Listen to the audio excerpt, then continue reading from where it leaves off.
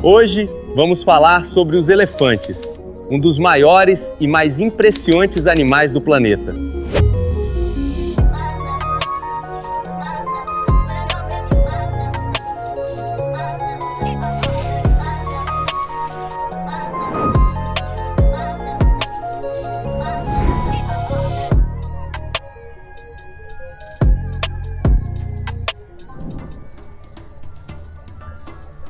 Elefantidae e da ordem Proboscidea. Atualmente são reconhecidas 3 espécies: o elefante da savana, Loxodonta africana, o elefante da floresta africana, L. cyclotis, e o elefante asiático, Elephas maximus. Os elefantes estão distribuídos por toda a África subsaariana, sul da Ásia e sudeste asiático. Elephantidae é a única família sobrevivente da ordem Proboscidea, e outros membros da ordem, já extintos, incluem Deinotheridae, Gomphotheridae, mamutes e mastodontes. Os elefantes são os maiores animais terrestres que existem, pesando até 12 toneladas e medindo, em média, 4 metros de altura. As suas características mais marcantes são as suas presas de marfim. O elefante africano macho, o maior animal terrestre, pode atingir os 4 metros de altura e pesar 7.000 quilos. Estes animais têm inúmeras características distintivas, como a tromba longa, que utilizam para diversos fins, principalmente para apanhar objetos. As suas presas são grandes e são utilizadas para mover objetos, escavar e como armas de luta. As suas grandes orelhas ajudam-nos a controlar a temperatura corporal. Os elefantes africanos têm orelhas grandes e dorso côncavo, enquanto os elefantes asiáticos têm orelhas mais pequenas e dorso convexo. Os elefantes são herbívoros e podem ser encontrados em diferentes habitats, como savanas, florestas, desertos e zonas úmidas. Preferem ficar perto da água. São considerados uma espécie-chave devido ao seu impacto no ambiente em que vivem. Outros animais tendem a manter a distância, e os predadores, como os leões, tigres, hienas e canídeos, têm frequentemente como alvo as crias pequenas. As fêmeas vivem em grupos familiares, que podem consistir numa mãe solteira com as suas crias ou num grupo relacionado de fêmeas. São liderados pelo espécime mais velho, conhecido como matriarca. Os elefantes vivem numa sociedade fissão-fusão, na qual vários grupos familiares se reúnem para socializar. Os machos abandonam os grupos quando atingem a puberdade e podem viver sozinhos ou com outros machos. Frequentemente interagem com grupos familiares quando procuram reproduzir-se e entram num estado de agressão conhecido como must, o que os ajuda a serem dominantes e a reproduzirem-se com sucesso. As crias são o centro das atenções dos grupos familiares e dependem das mães durante os primeiros 3 anos de vida. Podem viver cerca de 70 anos em liberdade. Comunicam entre si através do toque, da visão e do som. Utilizam infrassons para se comunicar a longas distâncias. A sua inteligência foi comparada à dos primatas e dos cetáceos. Têm autoconsciência e demonstram empatia quando indivíduos da sua espécie morrem. O elefante africano é classificado como uma espécie vulnerável pela União Internacional para a Conservação da Natureza, IUCN, enquanto o elefante asiático é considerado uma espécie ameaçada. Vítimas do comércio de marfim, os elefantes são caçados pelas suas presas. Outras ameaças incluem a destruição do seu habitat e conflitos com os habitantes locais. São usados como animais de trabalho na Ásia. No passado eram usados para a guerra. Hoje, são comuns em jardins zoológicos e apresentações circenses. Os elefantes são animais amplamente reconhecidos e são protagonistas de muitas representações na arte, no folclore, na religião, na literatura e na cultura popular. Anatomia e morfologia. Os elefantes são os maiores animais terrestres do planeta. A maior espécie é o elefante africano da savana, cujos machos podem ultrapassar 3 metros de altura e pesar cerca de 6 toneladas. As fêmeas são menores, assim como os elefantes asiáticos, que chegam a aproximadamente 2,7 metros de altura. Já o elefante africano da floresta é o menor entre eles, com cerca de 2,2 metros e 2 toneladas. Os machos são naturalmente maiores que as fêmeas, sobretudo entre os elefantes africanos. O esqueleto é extremamente robusto, com mais de 300 ossos, sustentando um corpo muito pesado. O crânio é grande e resistente, adaptado para suportar o peso das presas e impactos, além de possuir cavidades de ar que reduzem seu peso.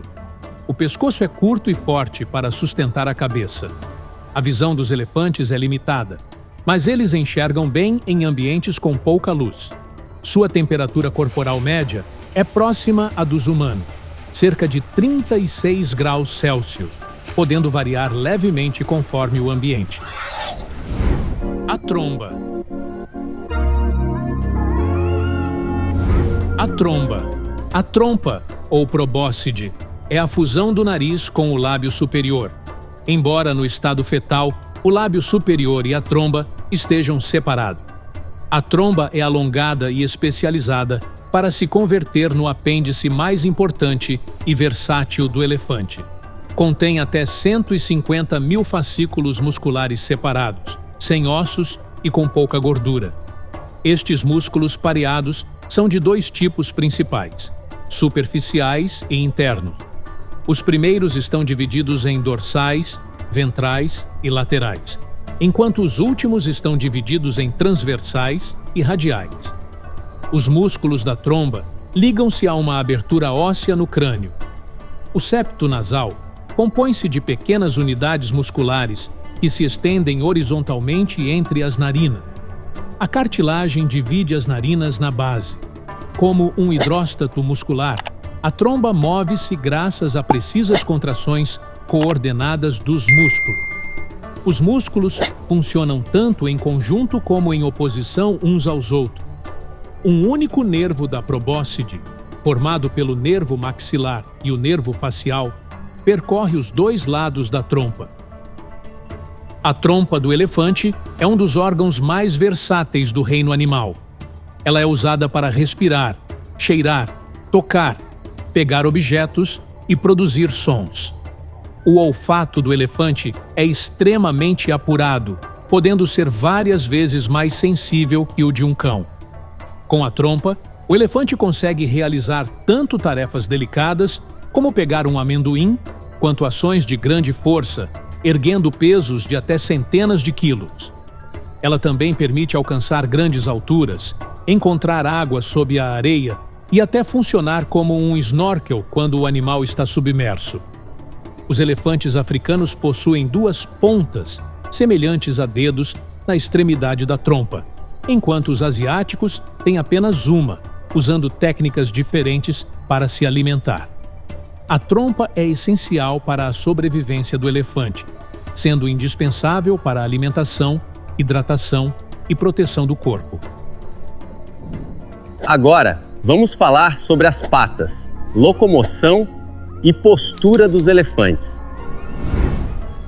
As patas dos elefantes são posicionadas quase verticalmente sob o corpo, o que ajuda a sustentar seu enorme peso. Os ossos são fortes e esponjosos, permitindo que o animal fique de pé por longos períodos com pouco gasto de energia. Cerca de 60% do peso do corpo é sustentado pelas patas dianteiras. Seus pés possuem almofadas de tecido macio que distribuem o peso e reduzem o impacto ao caminhar. Os elefantes não conseguem saltar ou galopar.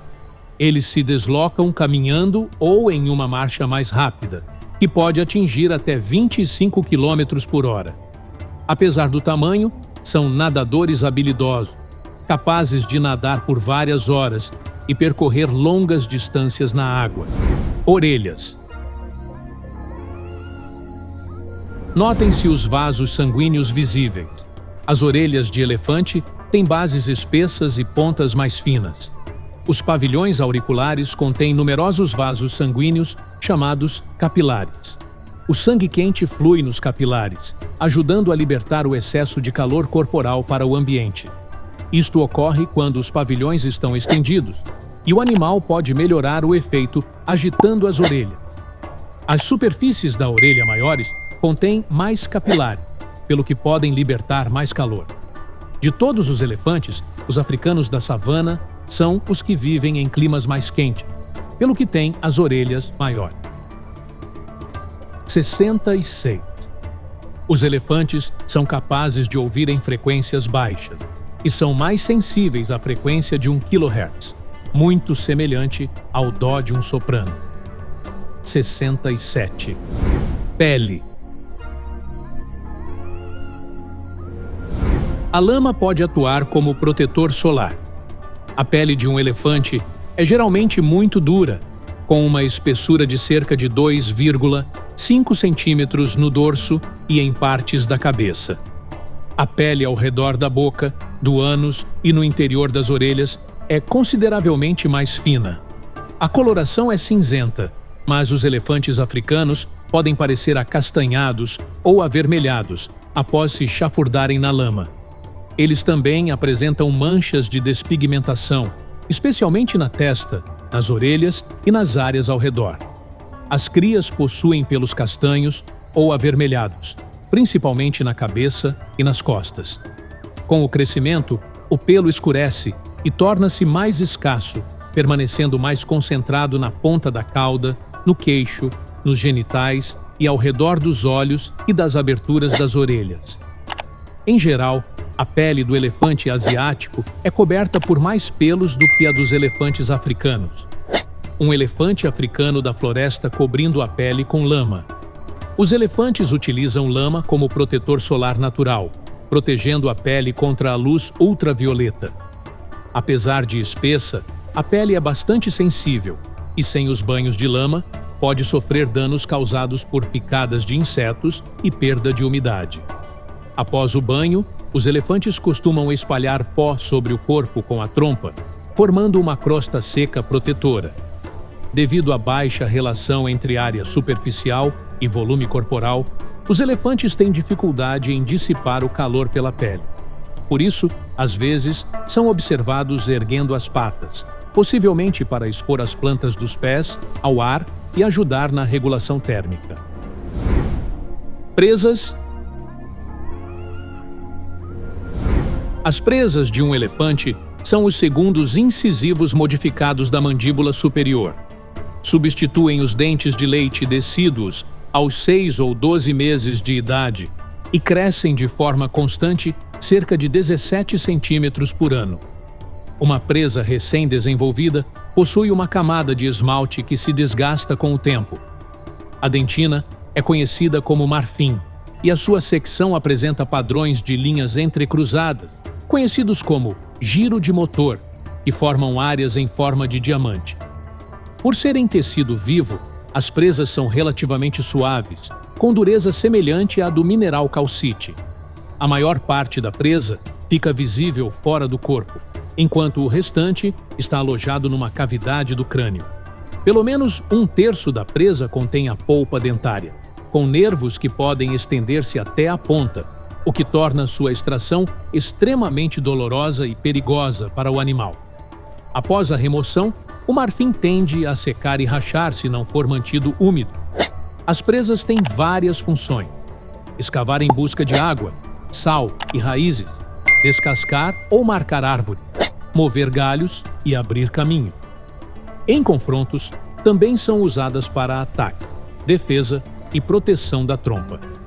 Assim como os humanos podem ser destros ou canhotos, os elefantes costumam ter uma presa dominante, geralmente mais desgastada, curta e com a ponta arredondada. Nos elefantes africanos, machos e fêmeas possuem presas de tamanho semelhante, podendo atingir até 3 metros de comprimento, embora as dos machos sejam mais grossas. No passado, eram comuns presas com mais de 90 quilos, mas hoje é raro encontrar exemplares acima dos 45 quilos. Na espécie asiática, apenas os machos costumam desenvolver presas grandes. As fêmeas têm presas pequenas ou nenhuma. Também existem machos sem presas, especialmente no Sri Lanka. Embora possam atingir tamanhos comparáveis aos dos elefantes africanos, as presas dos asiáticos são geralmente mais finas e leves. Historicamente, os elefantes foram considerados formidáveis instrumentos de guerra. Historicamente, os elefantes foram considerados formidáveis instrumentos de guerra. Os flancos e as suas presas eram frequentemente revestidas com pontas afiadas de ferro ou latão, quando suficientemente grandes. Os elefantes de guerra eram adestrados para agarrar soldados inimigos e atirá-los contra cavaleiros ou para imobilizá-los no chão e empalá-los. Uma das referências mais antigas ao uso de elefantes na guerra encontra-se no poema épico indiano Mahabharata, escrito no século IV a.C., mas que descreve acontecimentos ocorridos entre os séculos IX e VIII a.C. Nessa época, eles não eram tão utilizados quanto os carros puxados por cavalos, tanto pelos Pandavas como pelos Kauravas. Durante o reino de Magadha, iniciado no século VI a.C., os elefantes começaram a ganhar maior importância cultural do que os cavalos. Reinos indianos posteriores passaram a empregá-los de forma extensiva. Cerca de 3.000 elefantes foram usados no exército do Império Nanda entre os séculos V e IV a.C., enquanto se estima que cerca de 9.000 tenham sido utilizados pelo Império Maurya entre os séculos IV e II a.C.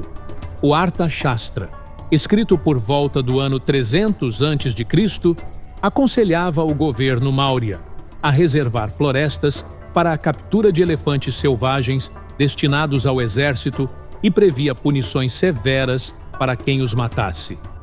A partir do sul da Ásia, o uso de elefantes na guerra espalhou-se para o oeste, alcançando a Pérsia e também para o sudeste asiático.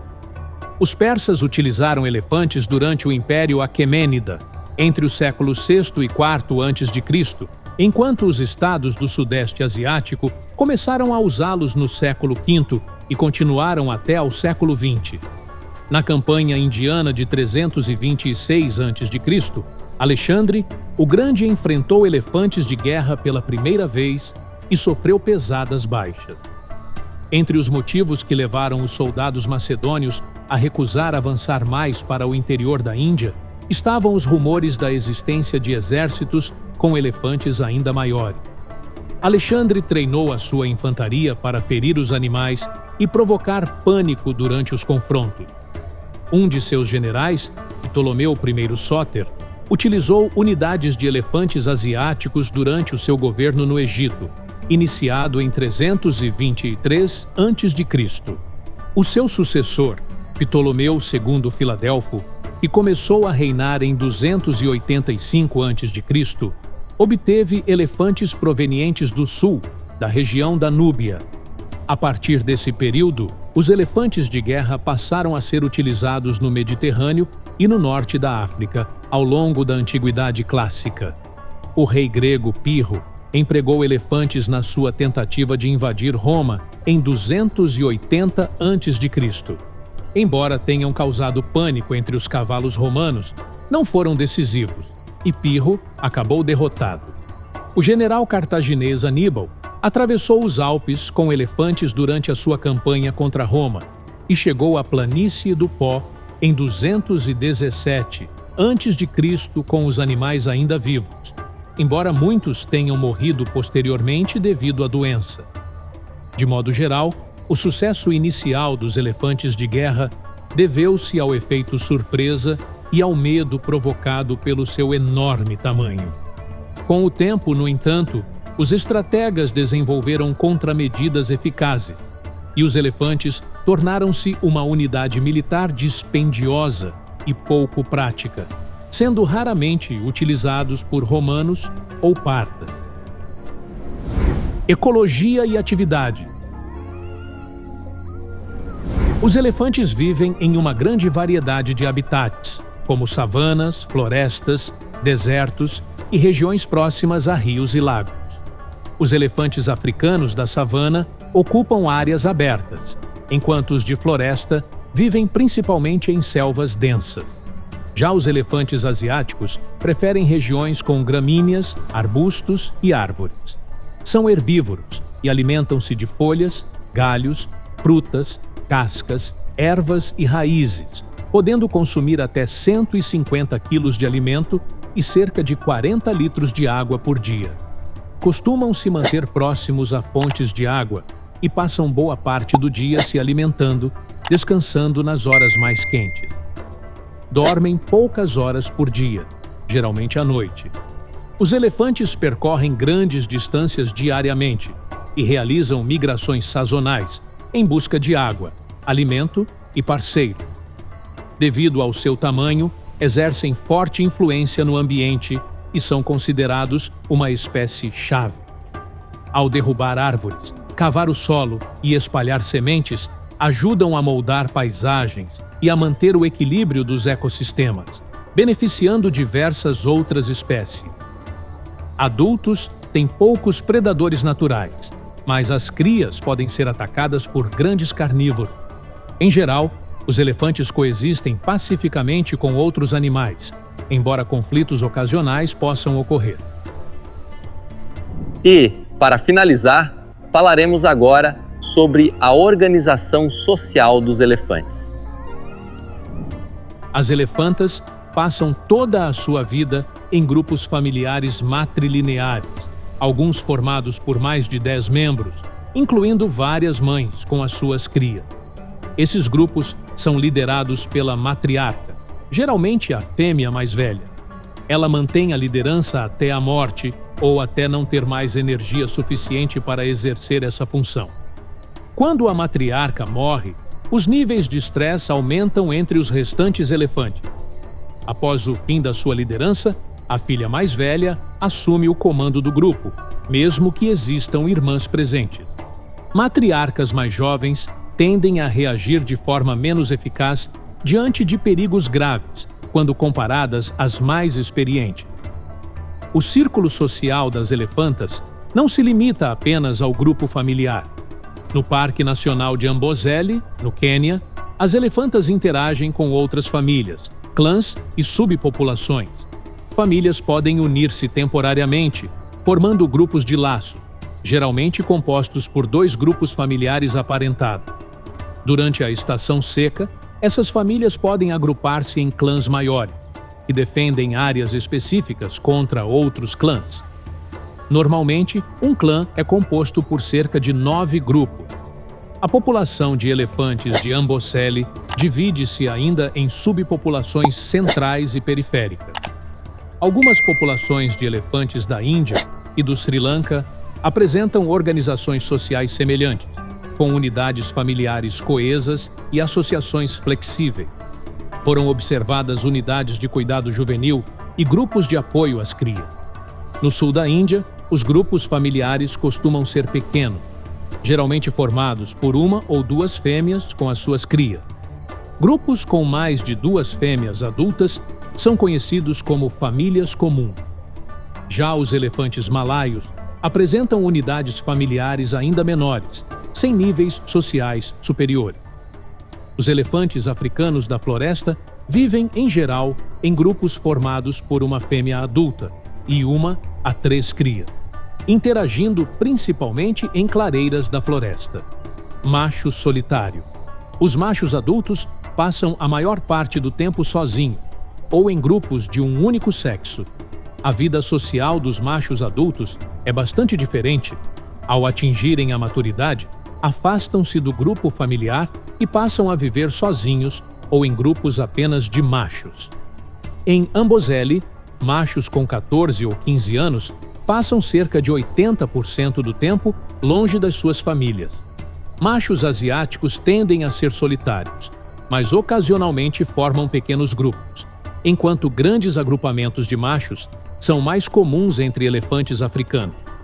Entre os machos, existe uma hierarquia de dominância baseada na idade, no tamanho e na condição sexual. Quando estão em grupo, seguem a liderança do macho dominante. Machos mais jovens costumam acompanhar machos mais velhos e experientes, cuja presença ajuda a controlar comportamentos agressivos. Machos e fêmeas adultas juntam-se principalmente para a reprodução, e os machos aproximam-se dos grupos familiares quando há uma fêmea em seio.